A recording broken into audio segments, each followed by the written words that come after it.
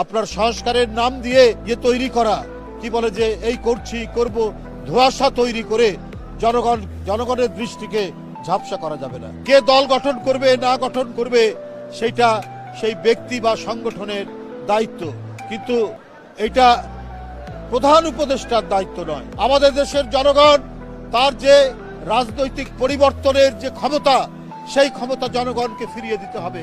অর্থাৎ যে ক্ষমতা কেড়ে নিয়েছিল শেখ হাসিনা, অর্থাৎ একটি সরকার কে হবে সেটা সমর্থন দেওয়ার মালিক হচ্ছে জনগণ।